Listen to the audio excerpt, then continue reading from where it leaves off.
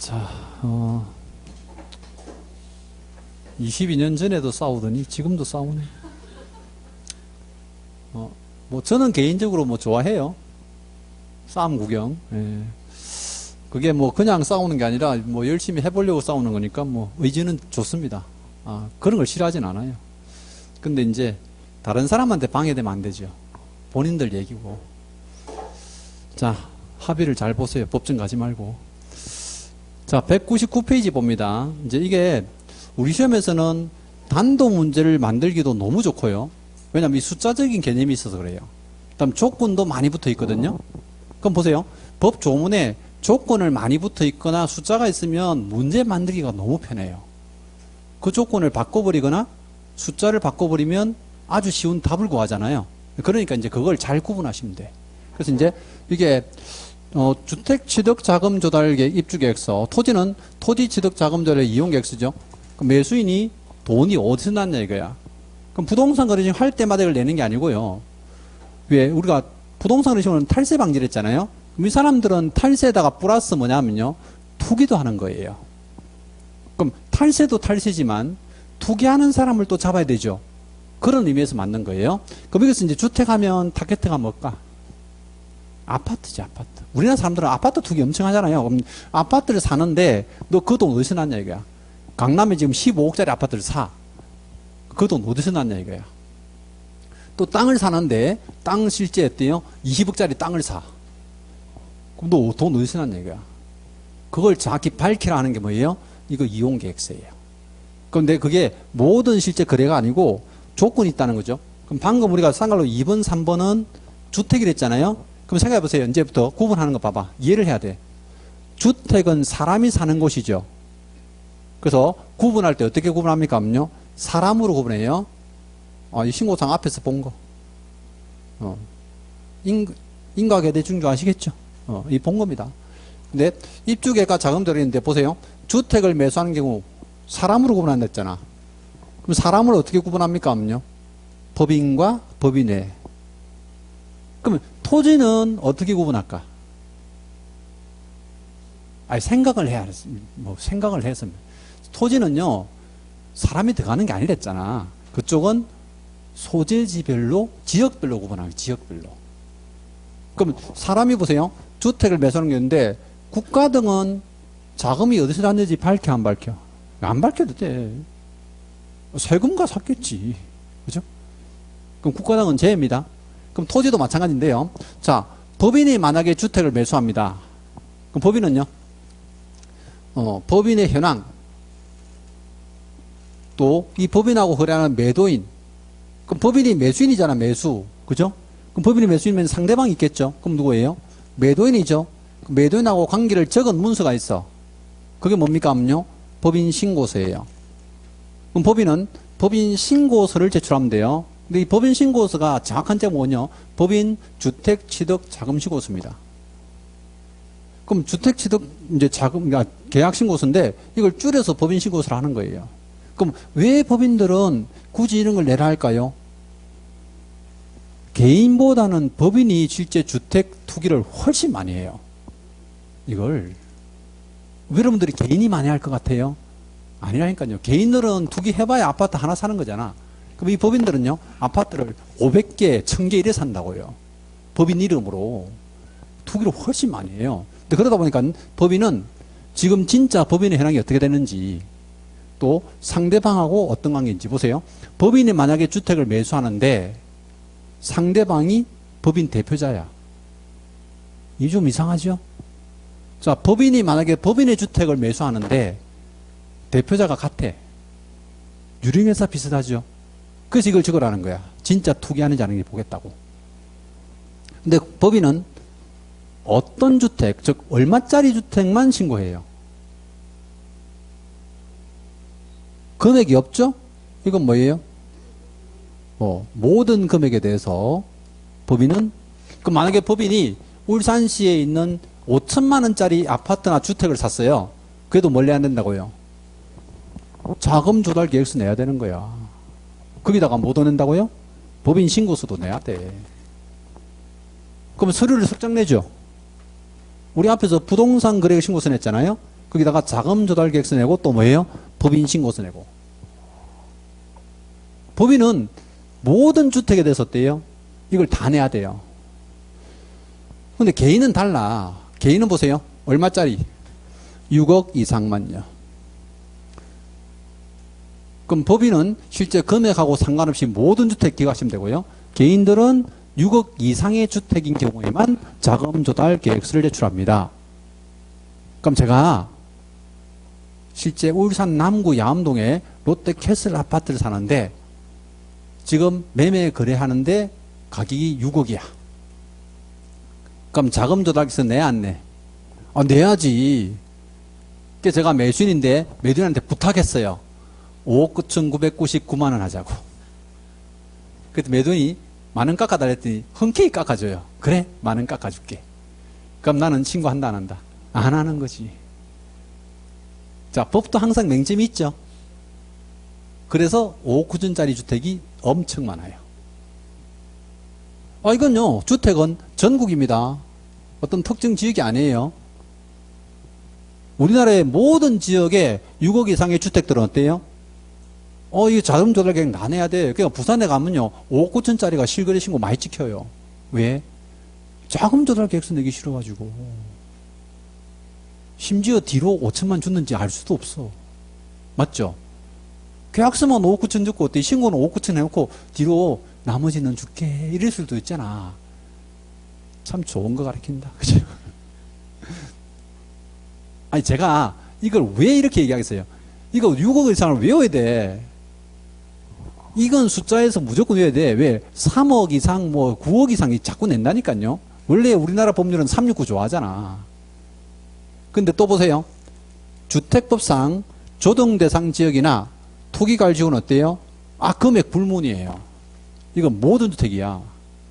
항상요, 금액을 불문한 것은 어때요? 모든 주택이다 생각하면 돼요. 보세요.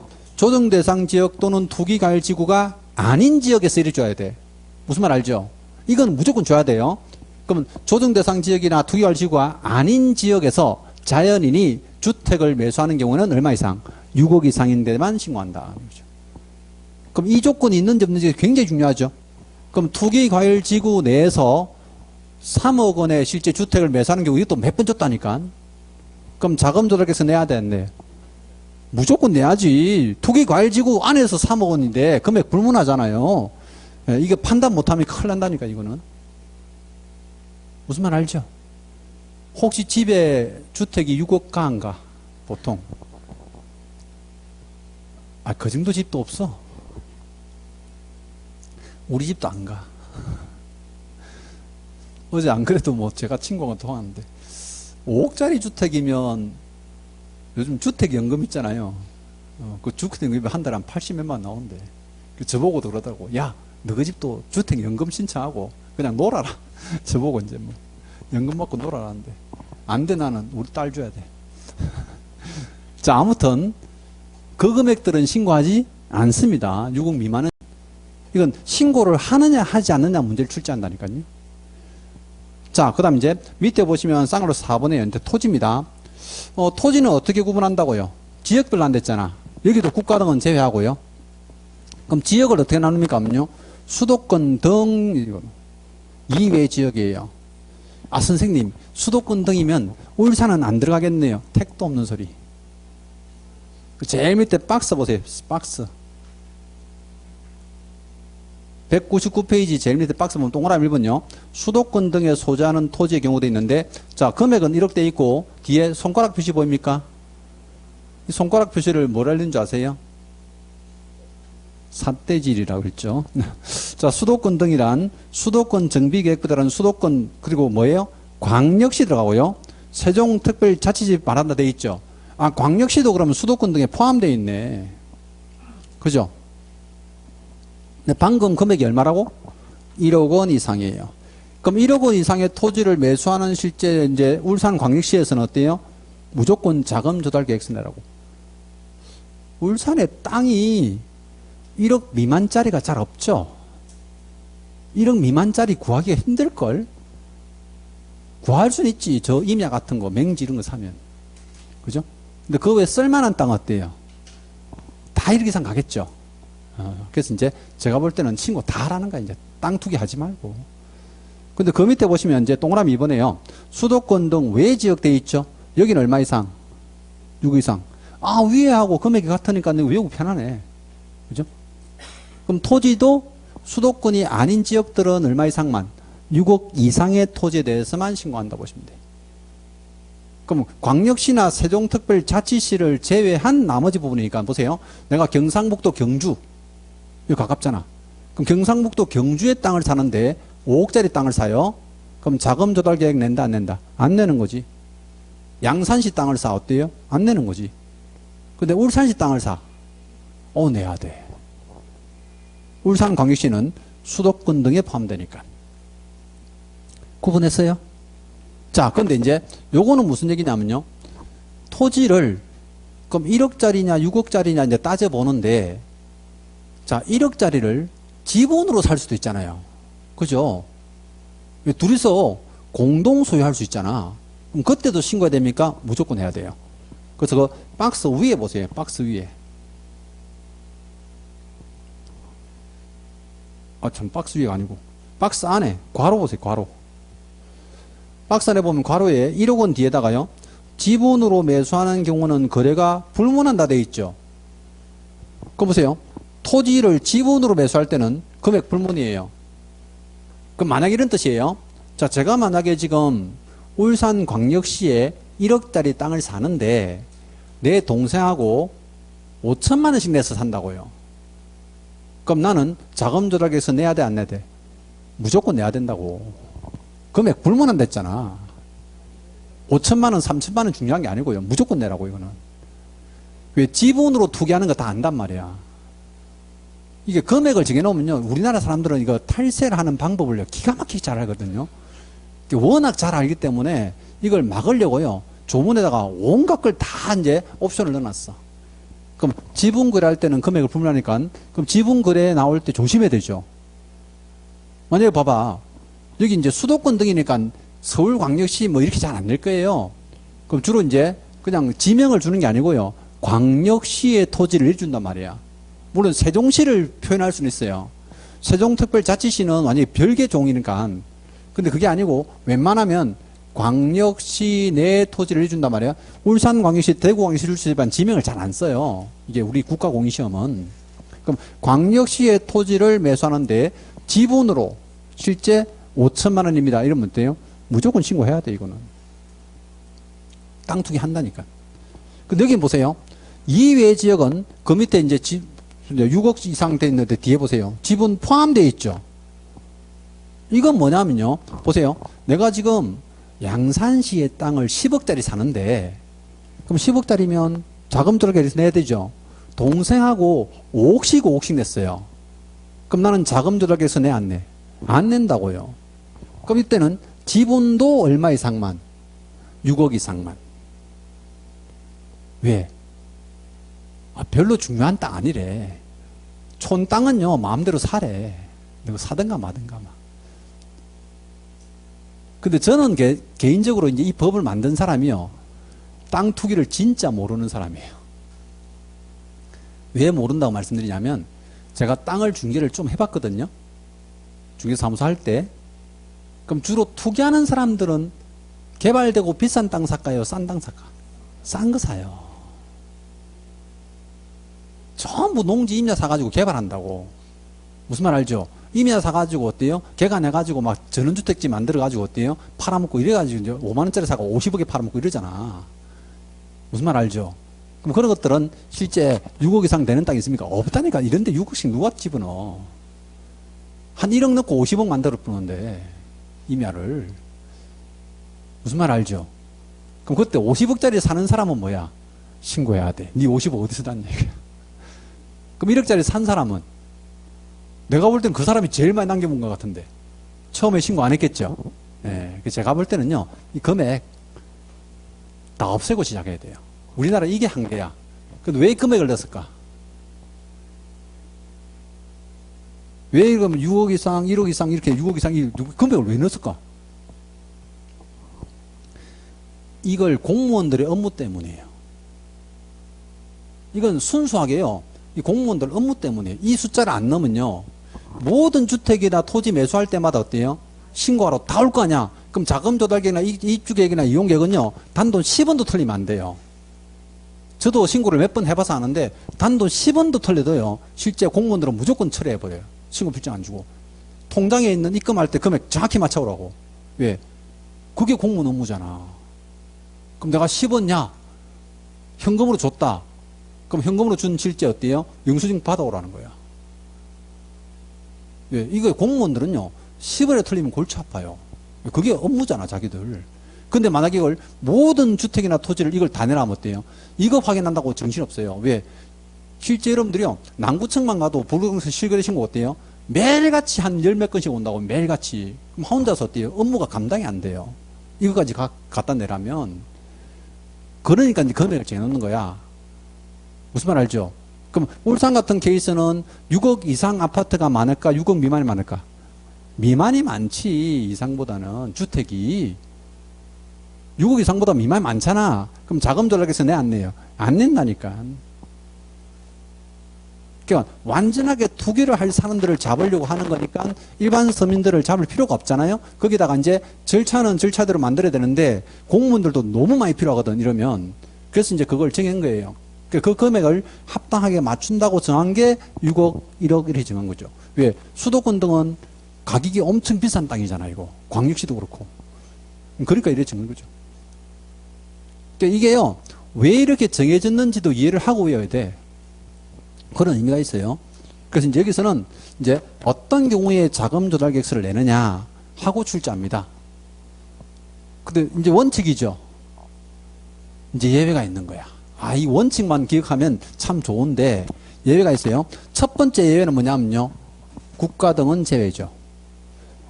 조심해야 됩니다. 국가 등이 매수인 경우 나오면요. 그 다음 또 하나 이제 예외는요. 이게 토지 가격을 합산하는 게 있습니다. 여기 200페이지 한번 보세요.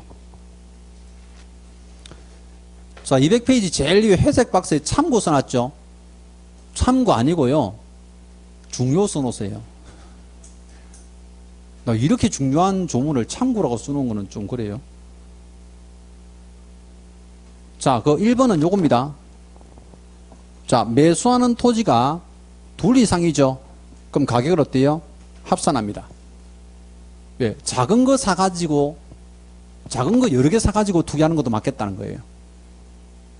그럼 하나하나씩 사지 뭐. 그래도 안 돼요? 1년 이내에 맞다한 토지를 어때요? 추가 계약할 때는 역시 가격 합산합니다. 그럼 처음에 내가 울산에 땅을 사는데, 예를 들어서요, 5천만 원짜리 샀어요. 그때 자금 조달 계획서 내 안 내? 안 내죠. 5천만 원짜리는 1억 미만이니까. 근데 그 뒤에 옆에 붙어 있는 땅을 8천만 원짜리 샀어. 그럼 어때요? 그럼 내야 돼. 1억 3천에 대해서 내야 되는 거예요. 무슨 말 알죠? 최근에 1년 이내에 맞다한 토지. 이걸 이제 한자로 하면 연접된 토지라 표현하는데 요즘 한글 쓰는 게 좋으니까. 이때는 가격을 합산합니다. 합산. 그죠? 별도로 신고하는 게 아니에요. 자, 그 다음 여기 보세요. 이건 둘 다 예외인데요. 주택과 토지만이잖아. 그 만약에요. 내가 지금 건물 하나 사는데요. 삼산동에 지금 요게요. 10억이래요. 근데 용도가요. 상가래요. 상가. 그러면 요거 자금 조달 계획서 내야 돼? 안 내도 돼? 안 내도 돼요. 그게 이제 3번이에요. 3번. 건축법에 따른 사용 승인 받은 건축물이 소재하는 필지 가격은 거래가 제외한다 되어 있죠. 그럼 이건 제외예요. 보시면 지금 계획서 제출을 제외한다 써놨는데요. 사용 승인 받은 건축물 있죠. 물론 이 건축물이 주택이면 위에 걸 따라가요. 근데 이제 주택이 아니고 아마 시험에서는 상가 건물이 나올 거예요. 그럼 상가 건물 나오면 이거는 어때요? 계획서 안 내도 돼요. 그럼 이 상가 건물이 100억짜리야. 그래도 안 내요. 그럼 선생님 상가도 100억짜리 사는 거 투기하는 거 아니에요? 상가는요. 잘못하면 지가 쫄딱 망해요. 투기하는 것보다. 요즘 상가가 실제 매력이 있어 없어? 없어요. 상가 사가지고 뭐 임대료 받아가지고 부자 되고 건물주 되고 옛날 얘기입니다. 옛날 얘기. 아파트 이렇게 사가지고 뭐 내가 실제 뭐 부자가 되고 옛날 얘기 하지 마. 옛날 얘기. 지금 우리나라 정책에서 그게 되냐고. 안 되는데. 부동산 가지고 이제 투기하려고 해서 돈을 많이 벌겠다는 이제 시절은 지나갔어요. 우리나라도. 무슨 알죠? 그러니까 이제 이런 것도 어때요? 신고 안 합니다. 아예. 자, 그 다음 마지막 하나는요. 거기 토지거래 허가입니다. 요거는 이제 앞에 있어요. 199페이지 박스 바로 위에 조그마한 글씨 보이죠? 제일 밑에 박스 바로 위에 보세요. 괄호 안에 볼게요. 자, 매수인이 국가 등이 권하되어 있죠. 그럼 이거 제외한단 말이고 매수인에 국가 등이 포함되어 있는 토지거래와 토지거래 허가를 받아야 되는데 그럼 토지거래라는 부분 하나 있고요. 즉 매수인이 국가 등인 경우에 되어 있잖아요. 그럼 실제 국가 등이 거래에 포함되어 있는 경우는 제외하고 이게 하나 있고요. 그 뒤에부터 토지거래 허가를 받아야 하는 토지거래 경우는 신고를 제외한다 되었죠. 그럼 토지거래 계약 허가를 받아야 되는 경우잖아요. 이때는 자금 조달 계획서 안 내도 돼요. 이거는 왜 안 내도 되느냐면요. 토지거래 허가를 받을 때 이미 자금 조달 계획서를 냈어요. 그럼 토지거래 허가 절차에서 나옵니다. 그럼 토지거래 허가를 받는 사람들은요. 거기 자금 조달 계획서와 토지 이용 계획서를 반드시 제출하게 되어 있습니다. 그럼 이미 허가 받을 때 제출했잖아요. 근데 신고할 때 또 낸다고? 불가피하죠? 안 내도 된다는 거죠. 이거. 자, 요게 예외조항이에요. 토지에 관한 예외조항입니다. 그래서 오히려 이쪽에 만약에 출제한다면요. 위에는 낼 만한 게 한 지문 2개 정도밖에 없어. 왜? 6억 이상이냐 아니면 금액 불문이냐. 무슨 말 알죠? 낼 게 2개밖에 없어요. 아니면 여기서 이제 지문을 법인 안 내면 개인 내면 어때요? 투기과열지구이냐 아니냐. 요 정도 수준이에요. 단독 문제 내기는 좀 그렇고. 그럼 나머지 지문들은 전부 다 이쪽 토지 나오겠죠. 딱 봐도 얘기가 좀 복잡하게 생겼잖아. 그죠? 꼬라지가. 그죠? 그러니까 이제 여기서 조심해야 돼요. 수도권 등은 1억 이상, 지분은 금액 불문, 수도권 이외 지역은 6억 이상인데, 지분 제외. 그죠? 지분 포함. 지분도 6억 이상일 때만. 근데 이제 자금 조달 계획서를 안 내도 되는 경우, 토지거래 허가 받거나 사용 승인 받은 건축물, 여기서 건축물은 대부분 이제 주택이 아닌 상가 같은 것, 그 외에 이제 가격 합산하는 것, 2개의 토지를 한꺼번에 사. 가격 합산해죠. 1년 안에 계속 사. 그것도 합산하죠. 그거 이제. 이건 조건을 얼마나 잘 구분하느냐 하는 문제이기도 합니다. 자, 그 다음에요. 마지막 하나. 201페이지 보세요. 자, 201페이지에 신고 시 제출 서류돼 있잖아요. 자, 신고 시 제출 서류는요. 그 동그라미 1번 한번 보세요. 자, 일정한 조건에 해당하는 주택 경우는 매수인이 단독으로 서명권을 할애하는 주택 취득 자금 조달 및 입주 계획서를 신고관청에 함께 제출한다 되어 있고요. 그 뒤에부터 줄치셔야 돼요. 이 경우 자금의 조달 계획을 증명하는 국토교통부령과 하는 서류 이래 돼 있죠. 이걸 내는데요. 그 밑에 박스 안에 있는 서류가 이 서류예요. 근데 이 경우는 토기과열지구 내에서만 제출합니다. 토기과열지구 내에서만. 여기 보세요. 토기과열지구 내에서는요.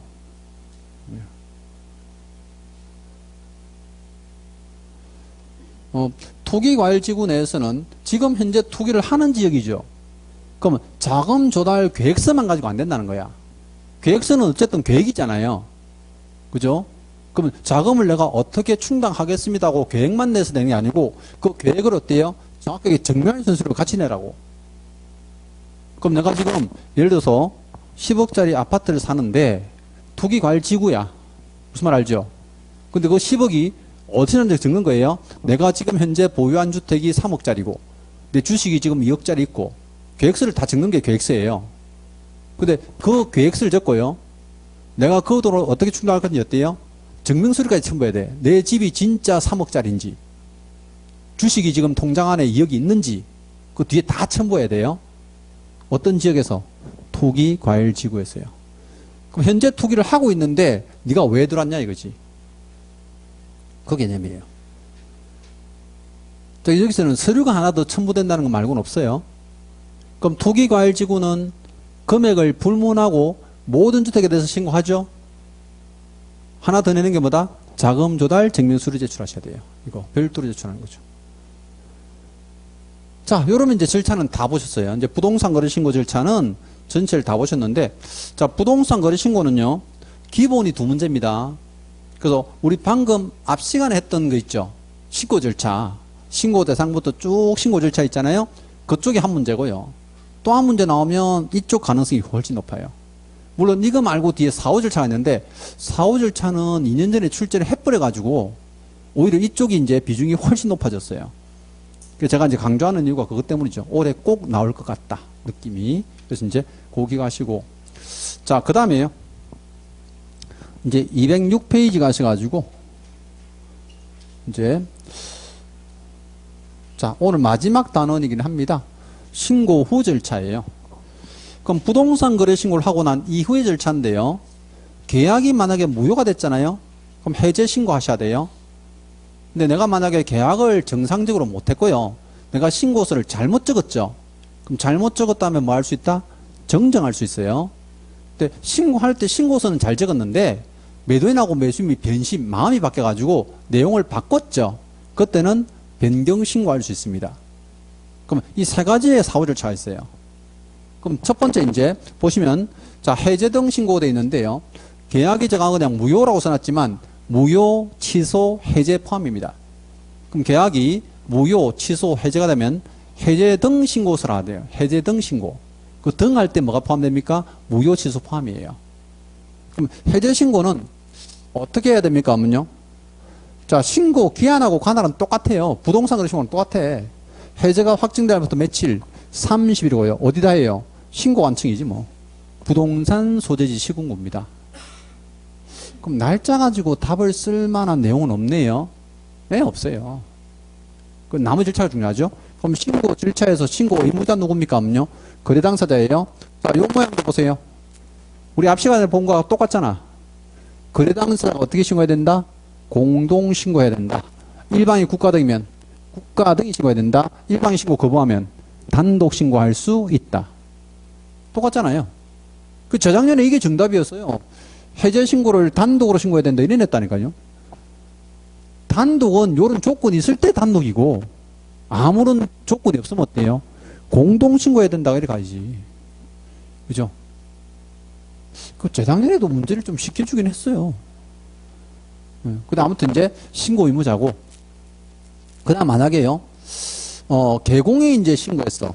그럼 개공이 부동산 거래 신고했다면 개공은 신고해야 됩니까? 아니에요. 이게 아주 중요해요. 계획공사는 해제 신고를 해야 한다 아니고 할 수 있다예요. 그럼 자, 이것도 한번 볼게요. 그럼 계획공사가 만약에 보세요. 중개사무소에서 매매계약을 중개했잖아요. 그 매매계약을 중개했다를 이제 조문에 보면요. 계약공사가 거래계약서를 작성 교부한 경우라고 표현해요. 그럼 중개했단 말이죠. 그럼 개공이 중개했다면 부동산 거래 신고는 누가 해야 돼요? 무조건 개공이 해야 되잖아. 그 의무잖아. 근데 둘이서 계약을 해제해버렸어요. 그럴 수 있죠.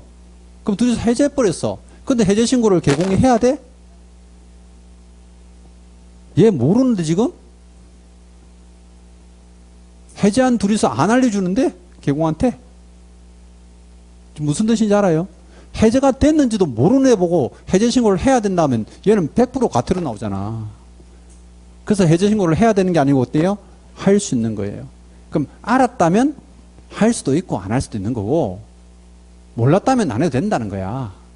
근데 해제한 당사자는 알 거 아니에요. 그러니까 거래 당사자가 어때요?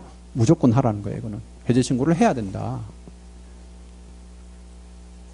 자, 그래서 이제 여기서는요. 보세요. 해제 신고는 절차가 이제 거의 다예요. 뒤에 이게 해제 신고 절차에 관한 부분은요. 똑같아. 부동산 거래계약 신고하는 거하고 똑같아요. 여기는 신고서 자체가 무슨 신고서다? 해제 신고서고 또 신고서 안 내도 되는 경우가 있네. 어떨 때? 전자계약 시스템. 그럼 우리 부동산 거래계약 시스템 안에서 계약을 체결하면 부동산 거래 신고가 자동 처리되죠. 그럼 해제를 해버려서 전자계약 안에서 해제했죠. 그때는 해제 신고서 어때요? 제출한 것으로 본다니까요. 이 절차는 똑같잖아.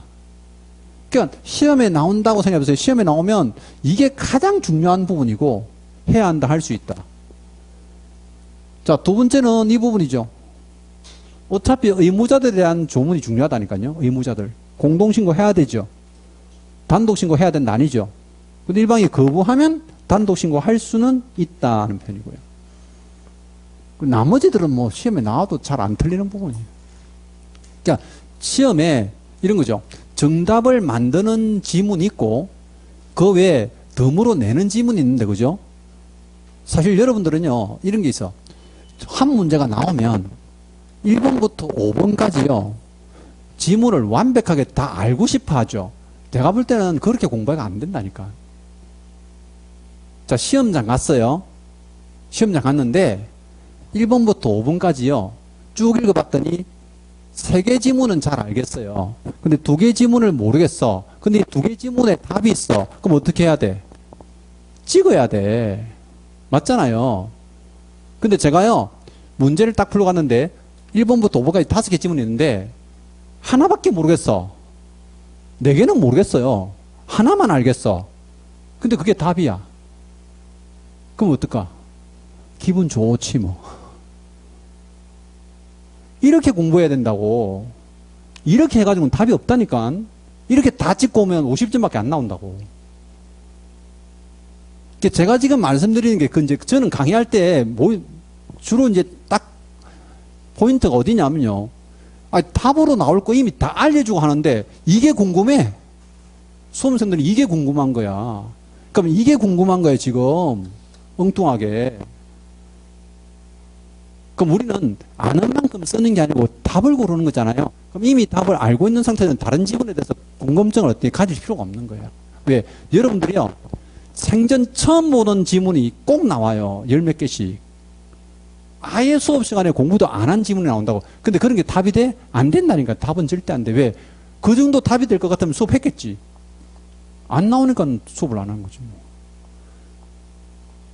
이제 뜻은 아시겠어요? 그러니까 강사들이요 강조를 하잖아요.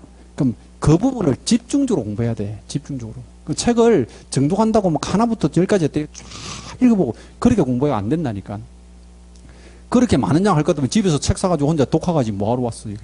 그죠? 그래 보시면 돼. 자, 해제신고는 요래서 이제 만약에 지문 나오면요 한 2-3개 정도 지문이에요. 이게 단독 문제 안 내요. 사후 절차가 많다 보니까 아예 이제 여기서 한 2-3개 지문 쓰고. 자, 그 다음에 이제 잘못 적었습니다. 그럼 잘못 적었으면 어떻게 해요? 정정 신청할 수 있습니다. 그럼 정정 신청은 꼭 해야 되는 건 아니에요? 할 수 있는 거예요. 자, 생각해 볼게요. 왜 꼭 해야 되는 거 아닙니까? 하는데요. 제가 부동산 거래신 걸 해요. 중개사무소 소장이에요. 근데 인적사항 적어야 되잖아. 인적사항을 적는데 전화번호 끝자리를 잘못 적었어. 다른 건 다 맞게 적었는데 전화번호 끝자리, 중개사무소 전화번호 끝자리 하나 잘못 적었어. 정정해야 될까 안 해야 될까? 뭐하러 해 그거를 귀찮게. 할 필요가 없죠. 거래당사자 연락처도 아니고 개공 연락처인데 그게 뭐 중요하겠어 나라에서. 그러니까 정정 신청을 꼭 해라가 아니고 어때요? 할 수 있는 거예요. 그럼 귀찮지 않으면 하고 중요한 사항 같으면 하고 어때요? 중요하지 않으면 안 해도 된다 이거야. 할 필요 없다. 근데 모든 신고사항을 정정할 수는 없어요. 그래서 정정 신청할 수 있는 항목이 정해져 있습니다. 이건 외우셔야 돼요. 자, 주종목이 지면 정정합니다. 이제 207페이지 보면 박스 안에 거기 5가지가 있는데요. 자, 우리 암기표는 15페이지입니다. 암기표에 15페이지. 4번 단락 보이죠? 세 번째 거 4번 단락. 부동산 거래신고에 정정신청사항 돼 있잖아요. 암기 요령은 주종목 지면 정정할 수 있다 써놨죠. 우리나라가 어디 경기하러 나가서 주종목 지면 어때요? 올림픽 같은 데는 왜 양궁 있잖아. 이런 거 지면 어때요? 계획을 정정해야 돼. 이거 습득 못 한다니까. 그럼 주종목 지면 정정할 수 있다 했으니까 주종목이 뭡니까? 주소, 전화번호. 자, 인적사항 중에서 주소, 전화번호 있죠? 성명이 있다 없다? 없어요. 이게 최근의 답이에요. 성명 아니고. 이름을 바꿀 순 없어요. 거기다가 주민번호도 안 됩니다. 그 다음에 건축물의 종류. 그럼 건축물의 종류하면 뭐가 있어요? 뭐 주택이냐 상가냐 이런 거잖아요. 그 다음에 이제 요거 지목. 토지의 용도죠. 지목. 또 지분 비율. 그 다음 면적입니다. 그럼 이런 것들은요, 실제 우리가 정정을 할 수 있는데 조심할 거는요, 정정할 수 없는 거 조심해야 돼요. 그럼 방금 말씀드린 대로 이제 성명이나 주민번호 안 되죠. 근데 여기 날짜 있어 없어요? 없죠. 계약일. 그럼 성명은 한번 답이 나왔으니까 이제 또다시 낸다면 답이 될 만한 것, 계약일 절대 정정 안 되고요. 또 실제 거래 가격 있죠. 정정할 수 없어요. 그럼 생각해 볼게요. 계약일이나 가격은 내가 잘못 적었다 해도 절대 인정을 안 한다는 거야. 왜? 우리 부동산 거래 신고 언제까지 해야 돼요? 언제부터 30일? 계약일부터 30일. 그럼 계약일부터 30일 이내에 신고하라 했잖아요. 근데 갑자기 부동산 거래 신고 하였는데 보니까 이 사람들이 법을 잘 몰랐나 봐. 계약을 할 날짜가 30일이 넘었어. 그럼 법 위반이죠. 그럼 법 위반. 그럼 30일 넘었으면 어떻게 될까요, 이 사람들? 500만 원 과태료거든요. 그럼 과태료 부과하려고 했더니 계약일을 잘못 적었대. 자기들은 계약일이 3월 5일이 아니고요. 3월 20일이래요. 30일 안으로 살짝 당기는 거야. 그런 거 봐주면 돼, 안 돼? 안 되는 거지. 그런 거 봐주면 과태료 받을 사람 누가 있어? 근데 이것도 한번 보세요. 가격. 자, 아파트를 매매를 했는데요. 자, 신고서에 4억 적혀 있어요. 근데 조사를 딱 해보니까요. 5억에 거래된 거야, 일돌이서. 그럼 1억 낮춰 적은 거죠. 그래서 이제 신고관청에서 이제 불러요. 매도인 딱 불러가. 야, 당신 내가 5억에 지금 매매한 거 아는데 왜 신고를 4억에 했어? 이랬더니 그게 왜 4억이 적혀 있지? 잘못 적었네? 5억이라고 고치기가 쉽대요. 그럼 그 사람 과태료 돼, 안 돼? 아, 잘못 적었다는데 어떻게 법률성 착오라는데. 그럼 과태료 부과가 안 되죠. 안 봐준다 이거야. 그런 것들은. 이런 것들은 잘못 적었다고 법에서 만들 수가 없어요. 왜? 그럼 과태료 다 피해가는 거지. 그러면. 그래서 주종목이 지면을 외우는 게 중요하지만요. 이것도 외우는 게 중요하지만 실제 문제에서는 어떻게 됩니까 하면요. 이해를 하고 있는지 네요. 이거 왜 정정 안 되는지 아느냐 이거야. 왜? 무슨 뜻인지 알죠? 그 다음 두 번째가 변경신고입니다. 그럼 변경신고를 할 수 있는데요. 변경신고는 보세요. 자, 1조가 지면 위탁을 변경하라 이래 있죠. 그 정정신청에 지금 암기표에 보면 그 위에 있어요.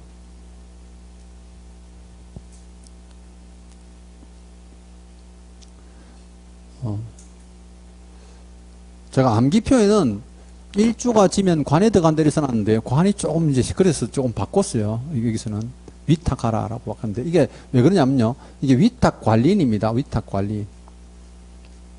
위탁관리인이 왜 생깁니까 하면요. 보세요. 우리나라의 부동산을 즉 토지나 건축물을 외국인이 보유할 수 있죠. 그 외국인이 만약에 매매하면 그 사람들도 신고해야 되잖아요. 근데 그걸 외국인들이 국내에 들어와가지고 신고하기가 힘들잖아. 그럼 그 부동산을 관리해주는 사람 있죠. 그 사람 뭐라 표현해요? 위탁관리인이라거든. 위탁관리인을 바꿨다면 어때요? 변경신고를 해달라는데 변경신고는 첫 번째요. 시기적으로 반드시 등기 신청 전 하셔야 되고요. 등기 신청 전에. 자, 그래서 이제 그 박스 위에 있습니다. 박스 바로 위에 줄. 이미 등기가 끝나고 나면 이제 손을 못 대요. 그 다음 항목은 여기 1조가 지면돼 있는데 여기 일부 변경신고는 전부 할 수는 없고요. 일부에 대해서만 할 수 있고 그럼 조건 또는 계약 이거 보세요. 가격 있잖아. 봐 가격. 아 그러면 가격이 정정은 안 되지만 변경은 되네요. 왜 그렇죠? 한번 생각해 보세요.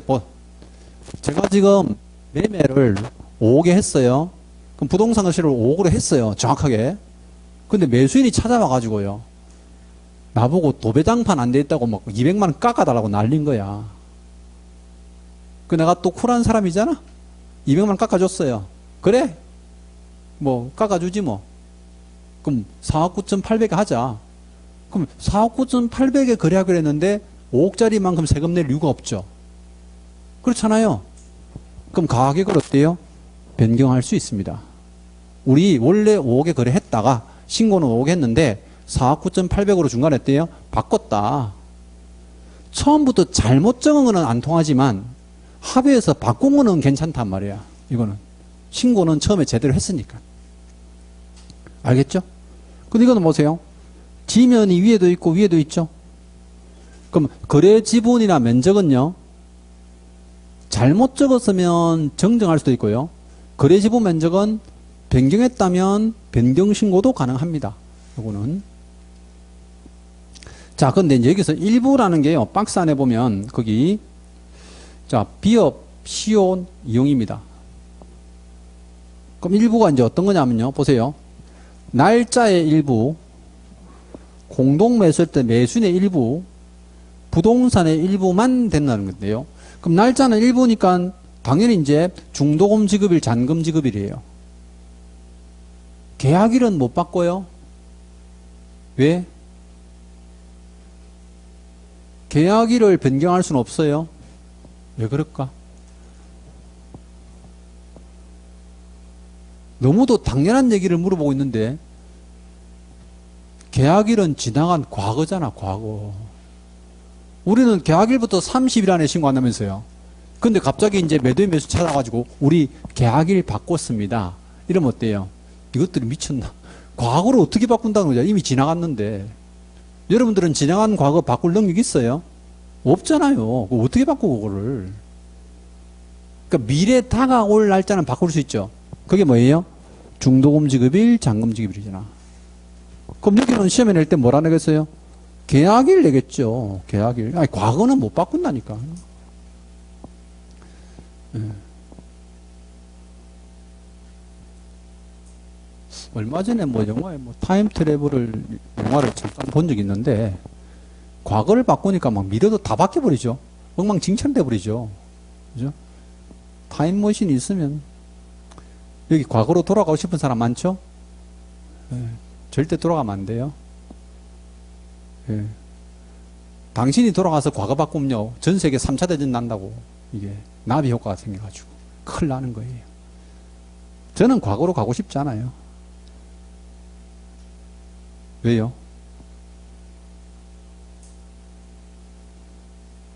이렇게 힘든 인생을 또 살아라고? 과거로 돌아간다고 지금보다 더 잘 살 자신 있어요?